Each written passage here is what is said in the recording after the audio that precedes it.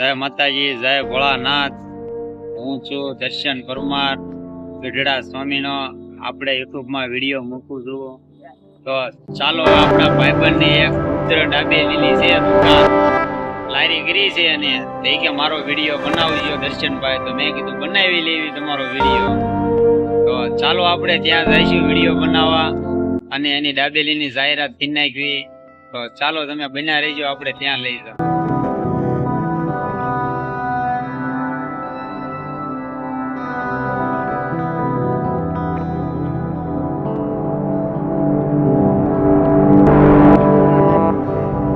હાલો મિત્રો, આપણે પહોંચી ગયા છીએ આપણા ભાઈબંધની ન્યા ડાબેલી વાળા ન્યા। તો જો આપણે ડાબેલી વાળા ના પહોંચી ગયા છીએ એટલે હવે આપણે એનું જોઈશું કઈ રીતે બનાવટ છે, એ બનાવે કઈ રીતના। તો ચાલો આપણે હવે તમે ત્યાં લઈ જાઓ। ગયા છીએ ડાબેલી વાળા પાસે, તો હાલો ડાબેલી વાળા ભાઈ પાસે તો આપણે એની મુલાકાત લઈશું। તો હાલો તમને એની મુલાકાત લેવડાવું। તો તમારું નામ જણાવી શકશો? રવિભાઈ મેર। હા, અને આ તમે શું વેચો છો? દાબેલી વેચી। હા, આ મહિના દોઢ મહિનાથી ટોટલ 6 મહિનાથી હું એક્સપેરિમેન્ટ કરું છું કે કઈ રીતે દાબેલી બનાવી। અને અત્યારે ચાલુ કર્યું અને 1.5-2 મહિના જેવું થયું છે અને ગ્રાહકનો સારો રિસ્પોન્સ છે। અને તમે પણ આવો, એકવાર ચાખો, સ્વાદ અનુભવો કેવું લાગે। હા, તો આપણે રવિભાઈ ની મુલાકાત લીધી તો 6 મહિનાનો અનુભવ છે રવિભાઈ ને દાબેલી નું, અને એને 1.5 મહિનાથી શરૂ કર્યું છે। તો એને પોતાની લારી તો કરવી પડે ને ભલા માણસો। હવે તો હવે લારી કરી છે તો તમે એકદમ મુલાકાત લેજો। ગઢડામાં આવો તો કળતિયા સાહેબ ની સામે લારી છે રુદ્ર રાજપૂત, અને જોઈ લો તમે આ લારી છે રવિભાઈ ની। તો તમે ક્યારેક ખાવા આવો અને મજા લ્યો અને આનંદ લ્યો। આ કળતિયા સાહેબ ની સામે છે, બોટાદ રોડ। અને તમે આવા નવા ખાવા આવજો દાબેલી, અને વિડીયો આપણે આવા નવા બનાવી છીએ। તો ચાલો હવે રવિભાઈ ને આપણે દાબેલી ખાવા આવજો અને કહેજો આપણે વિડીયો જોયો તો એટલે ખાવા આવ્યા છીએ। તો ચાલો હવે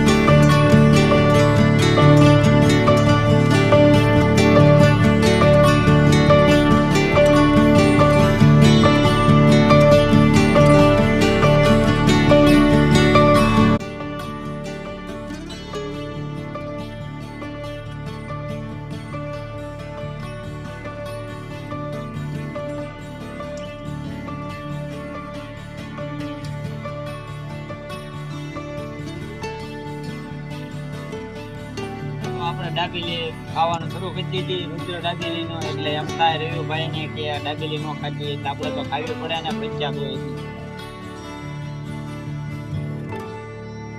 1 નંબર દાબેલી બની ગઈ છે, તમે પણ ખાવા આવો અને મજા લ્યો તમે। તો હાલો હવે ફરી મળશું।